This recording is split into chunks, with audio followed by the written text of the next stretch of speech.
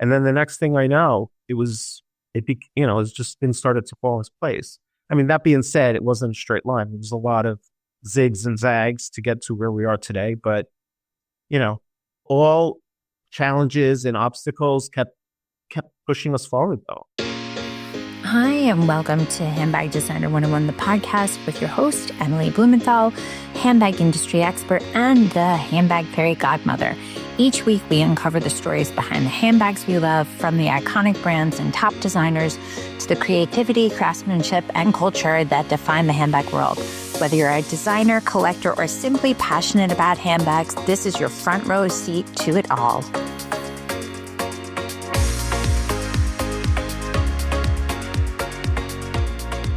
Welcome, Frank Landola, to Handbag Designer 101, the podcast. I'm excited to have you. Welcome, welcome. It's good to be here, Emily. Yeah. So, Frank, you've been in handbags for a minute, haven't you?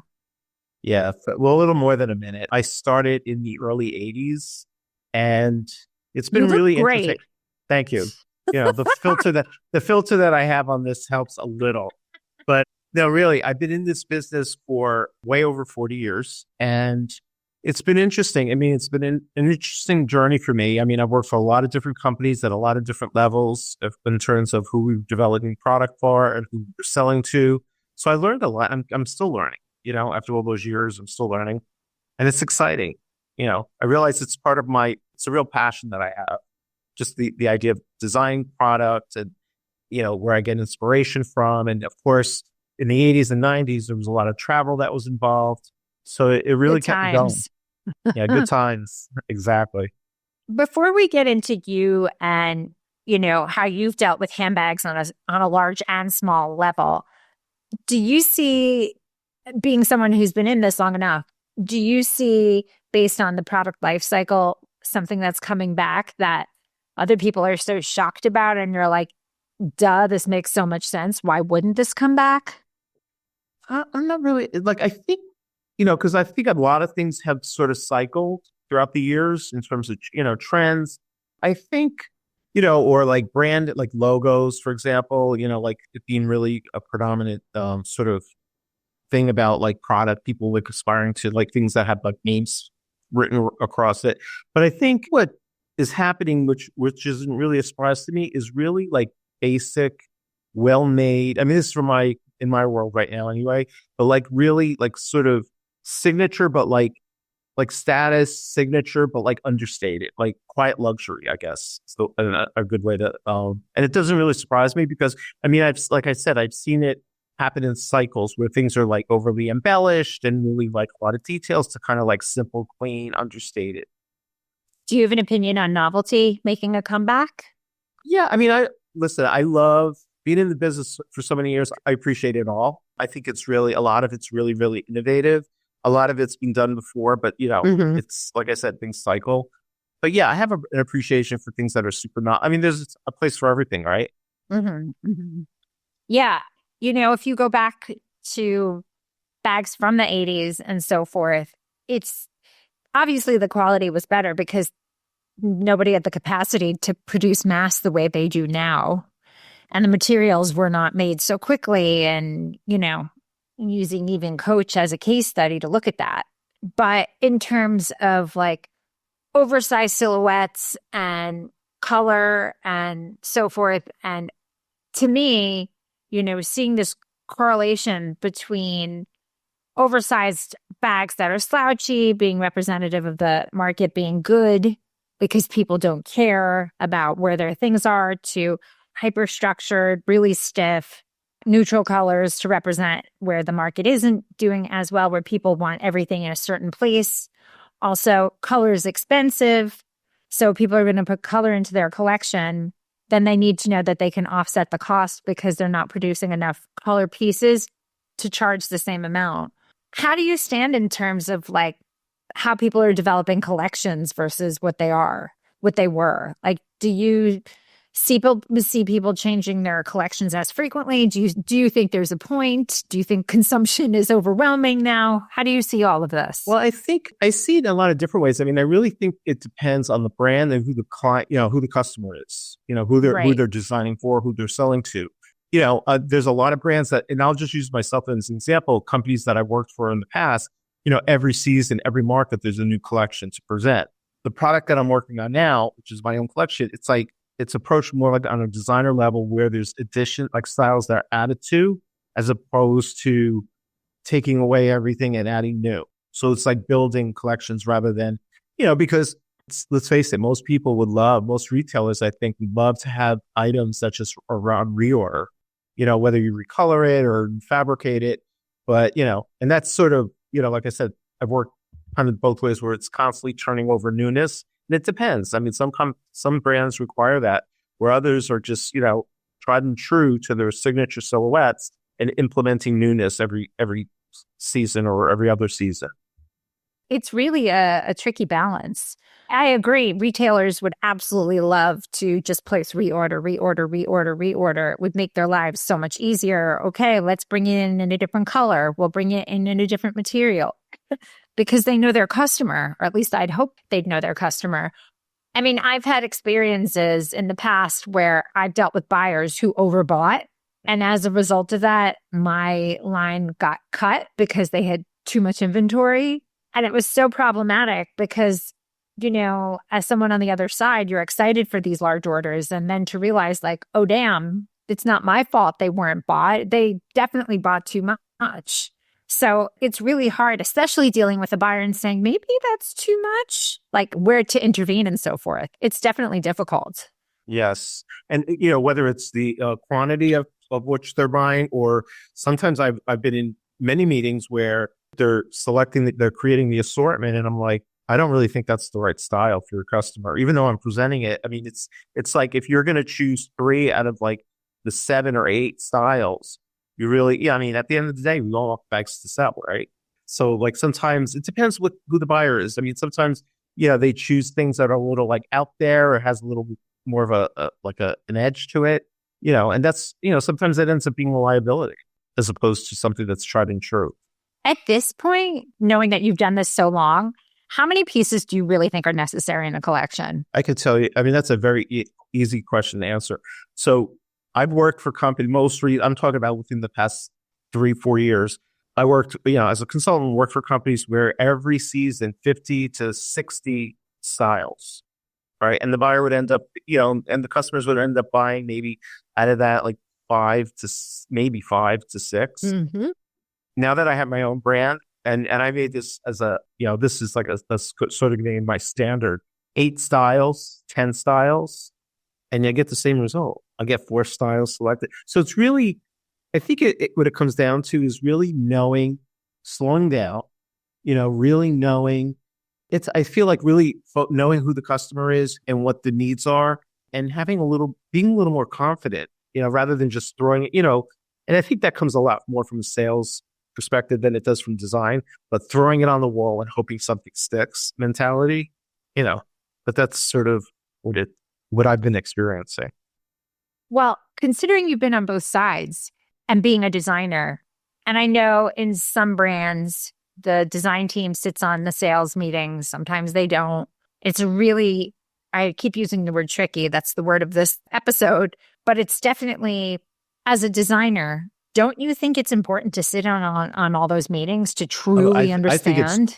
I think it's critical. I mean, because it's like playing telephone. You get the information sort of diluted, passed down to you. Mm-hmm. But I mean, I've sort of always insisted, and I've been fortunate that I've always been part of those I'm always involved in those meetings. And even before those meetings, I mean, in terms of developing product, I've always enjoyed and believed it's really essential to include sales in the development process. So they're part of it. It's not like, like going back back in the day when design would go off to the Far East and develop product and bring it back and like present it to sales and they sight unseen. I always enjoy including the salespeople in the process, and getting as much information from them as possible in terms of what's happening at retail, who's doing well, who's struggling, whether it's a price point, whether it's a color, whether it's a fabrication, all that information is so essential in designing product. I mean, it's not just like pretty bags, sizes, price points, hardware, no hardware. There's a lot of information that goes into designing. With your experience, so much has changed, but nothing's changed. How, as a designer, as a merchant, to this day, how do you handle product if it doesn't sell? What is the dance that one needs to do to try and maintain this relationship with the buyer, the retailer, the e-tailer, whatever? How do you handle that? If, do you eat it? Do you say, okay? Do you say, I'll swap it out? Do you say, I'll take markdowns? Like, what do you think is the best strategy to handle? And obviously each retailer would be a different story. Yeah. I mean, I was going to say each case is a different scenario. I mean, the one thing, hopefully there's never that large of a liability, and it's not, as a new brand, I mean, you're just starting, so I don't really have a whole history around that. But, the idea of learning, okay, like larger bags are performing better than, say, smaller bags. And so hopefully there's not that much of a liability if the smaller bags haven't performed as well, but like use it as an opportunity to say, okay, going forward, we're going to focus on, and it's like, luckily I've been able to work with retailers that, it's more of a partnership. So, understanding that not everything's going to perform the same and that we're going to learn as we move forward, How long have you been on your own now this time? I've been on my own. It's probably around 3 years. Was that an automatic jump as a result of having worked for people so many times and the screw this post-pandemic attitude? Like, if there's ever a time, it's now? It sort of happened organically this time around. I mean, I've attempted it many different times in collaboration with, other businesses, factories, and so forth, suppliers. Why do you think this one's working? Well, this one happened organically. And I think this time, like, all the pieces to the puzzle are in place. I have a really, really amazing sales partner, who's actually my business partner. She has tremendous years of experience in sales. And I have a very, very strong company that's supporting us, that we're part of. So, and I have amazing, it's like stepping out of this situation right now, this new brand, this new company that I'm part owner of. It's like all the players are there, the suppliers, the manufacturers, the retailers. And that's where it's like the stars have aligned this time around. And it seems like it's working, so it's exciting. It's like, it only took 44 years for this to happen, but it's okay. Do you think it could have happened any sooner in hindsight? Probably not. No, I don't think so. I think, things happen when the time is right, and I really believe that. And it's funny because the way this whole business came about, this brand came about, it wasn't sort of a plan. It was just sort of like a conversation. It started as a conversation. And then the next thing I know, it's just been started to fall into place. I mean, that being said, it wasn't a straight line. There was a lot of zigs and zags to get to where we are today. But, all challenges and obstacles kept pushing us forward, though. So, do you think, and again, Frank Landola, I just want to preface, where have you worked? Just so everybody knows that these 40 plus years in handbags. I've worked for a lot of exporters who, I mean, the names, like I mentioned, a lot of them aren't even around anymore. But like throughout the early years, I worked for a lot of exporters, mostly in manufacturing out of China.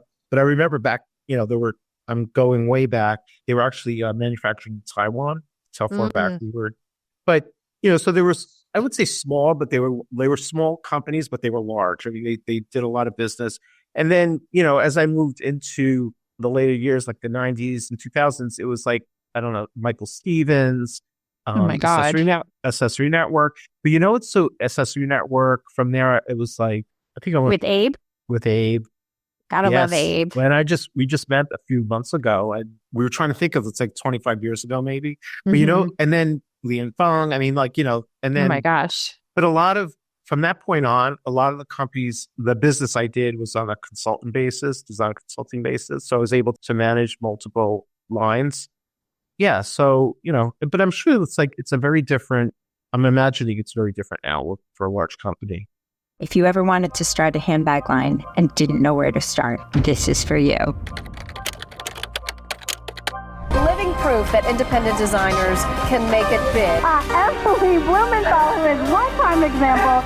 If you had dreams of becoming a handbag designer and didn't know where to start, this is for you. If you have a handbag brand and are in need of strategy and direction, this is for you. I'm Emily Blumenthal, handbag fairy godmother and handbag designer expert, and this is Handbag Designer 101, the masterclass. Over the next 10 classes, I will break down everything you need to know how to make, market, and manufacture a handbag. Broken down for you that you'll not only skip steps in that handbag building process, but also save money in that learning curve. For the past 20 years, I've been teaching at the top fashion universities in New York City, created the Handbag Awards, and also the Handbag Designer 101 podcast. I'm going to show you like I have countless brands, from sketch to sample to shelf, whether you're just starting out and don't know where to begin, or even if you have a handbag line and just need some strategic direction, the Handbag Designer 101 Masterclass is just for you. So let's get started, and you will be the creator of the next it bag. Join me, Emily Blumenthal, with the Handbag Designer 101 Masterclass.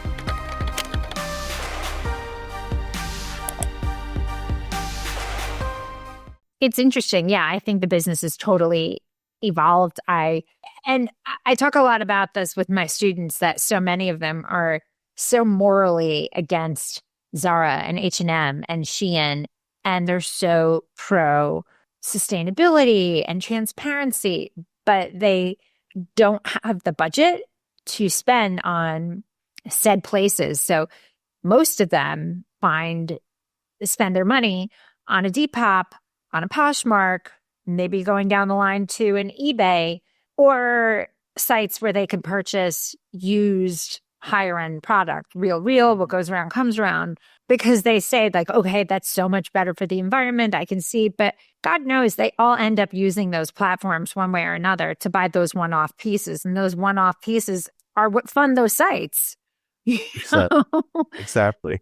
So there is this, I feel like, bizarre juxtaposition of having to produce really, really, really fast versus producing thoughtful pieces that will stand the test of time. Because I know you've been on both sides, and right now you are currently doing the latter. And just for everybody who's listening, what is the name of your brand?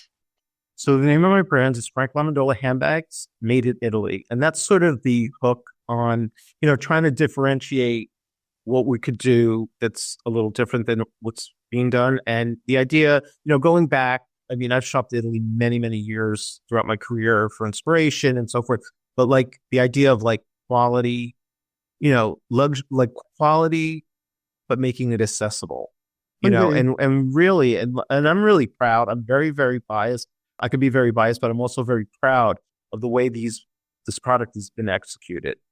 When I show it, it's like, you could just, you don't even have to show. You just look at it, even on screen, you could see that there's quality involved. The way that the bags are constructed, the way they're lined, they're fully lined in leather under the flaps. You hardly ever see that, even at higher price points. Can I ask you, just out of curiosity, why did you name it after yourself? Did you think of a jazzy name, or it was just understood? I think, well, that wasn't really my idea. It was people I was involved. They're like, no, you need to, I think the information that came to me, and it wasn't from me, it was from the outside coming to me, was after all these years, it's time to be visible, not only in your design, but with who you are, like hanging around for so many years in this business. Obviously there's a passion that I have, and I get to share it, and to be able to share that, and just be me, it's about me. It's like, and trust me, I'm not that type of person where I have to have my name slapped over everything. But I'm realizing in telling my story, about my career and about my passion, about my love for design, great design, it just made sense to use my name. Made in Italy. I think Made that in also, Italy. Yeah. How did you end up on QVC, or did the line start from QVC? Like when it all happened, were you like, okay, we'll hit the retailers, we'll hit the boutiques, we'll hit the trade shows, or were you like, absolutely no trade shows? Like, where do you stand with all of that? No trade shows. So, I had been doing business with QVC as a consultant. I was working, designing product, but for other retailers as well. QVC was one of them. And I was, part of my consulting gig was to also present on air. So that was a new experience for me. And I really, and that was right after pandemic. So I started off doing that virtually, and then it was in studio. And it was just, as a designer, to be able to design the product, sell the product, and then present it on air to like a very massive audience was such a a different experience for me. So anyway, so I was doing that. And then this conversation started with my business partner slash friend for many, many years about doing our own thing. So we went ahead and did it. We created a collection. I discussed it, I presented it to QVC, but it wasn't just product that I was presenting. I was presenting a story, being in the business for so many years, being Italian, having a passion for Italy, a passion for great Italian design. And so it was a whole package that I think they believed in, they do believe in, and they support, which really got us started. So your first customer was QVC. Yes. Yes. Are you selling it beyond QVC, or it is a QVC native brand at this point? Right now, we're only selling it on QVC, but as a new company, we're reaching out. We've expanded the product assortment, and we're reaching out to other retailers. And not only, I should add, it's not just nationally; it's internationally. Companies in Italy, the UK. I mean, there's no reason. The type of product, I believe that the type of product that we're developing is really, it's for a larger market. I mean, it's classic. It's like design classic, but it's sort of timeless. And I think the whole quality thing is something that appeals to a larger audience. Do you think, because just to switch over real quick about this, you have a foray with food and the Food Network.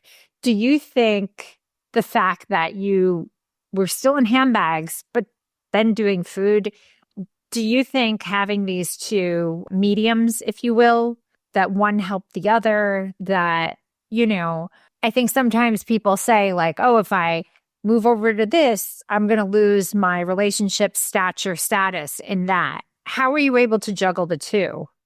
It's interesting. It all happened at the same time during pandemic. I was contacted by the Food Network.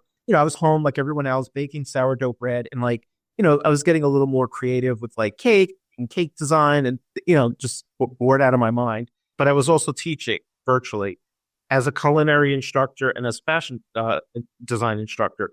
And so it was through social media that I was a casting agent reached out to me for Food Network. And at the same time, I started working on the brand that was being pitched also to QVC under the contingency that I will go on air. So both things happened at the same time. Oh my goodness. It was kind of wild. I think the universe was trying to tell me something. And so there wasn't really a conflict. I mean, because I'm able to multitask, especially when there's creative, something creative involved. So yeah, it wasn't really a conflict. I mean, I did have to step down from teaching last year and focus completely on my business. I've been getting some emails about going on new shows on the Food Network, but I realized it's a huge commitment because it could be a 3-week. I remember I was out in Utah for 3 weeks filming Holiday Wars. Yeah. And it's very stressful, a lot of stress going on, doing those 7-hour competitions, but it was a lot of fun. And I think the whole idea is that two things that I love the most: cooking, design, art, and accessories.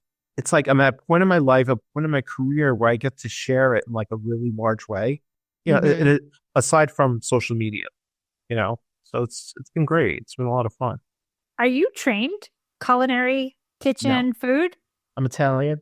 I love to, I guess that's who you speak. But I've done some catering. I'm Italian. I'm certified as far as like being able to, like handle food in a safe way, that type of thing. But, because I've catered, I've done a lot of things. I remember talking to my students and they're like, how many things have you done? But I've had a floral business. I did weddings. I just love beautiful things. I love creating things. And I love, like even with handbags, like people see things and they love it, that reaction that they get, like they want to have it.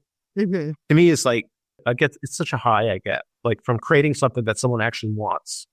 It's very rewarding, very fulfilling as a creative person.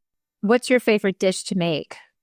My favorite dish, I love roasting things. I love holiday cooking. It's like part of what I love is the planning of it, but I love roasting, like slow roasted, whether it's a chicken, whether it's meat, whether it's fish, that kind of thing. It depends on the time of year. Like obviously in the summer, it's all about barbecue and grilling and stuff like that. But yeah, I love gardening also. I'm like the Oh male my Martha God. Stewart, I guess you could say. Oh my goodness, Frank Landola. So overall, in terms of where you would like to see your handbag brand go, and is this going to stay exclusive Italy? Well, I'm not sure. I mean, we've also, in addition to the Frank Lamondola brand that's out of Italy, there's also sub brands that I've developed recently that we're pitching to other retailers. Similar look, different brand name, not necessarily in Italy. And there's a huge opportunity there, but like the made in Italy, I feel like it has it's creating its own like DNA sort of. I mean, again, we're just starting, so it's a little, I would say that, but that's what I like to think. And then in terms of, I could see the brand. I mean, my goal is to sort of develop a lifestyle brand in terms of whether it's in fashion, whether it's in home. I really, now that I got a taste of it, I love vision and I love setting goals for myself. I know, girl. I'm on the same and page. not thinking about how it's good. I've learned that one thing. I've had a business coach that I still work with, well, a life coach, business coach, but it's like, don't get caught up in the how. It's all about setting the intention and just every day working towards it. What made you get a coach? Pandemic?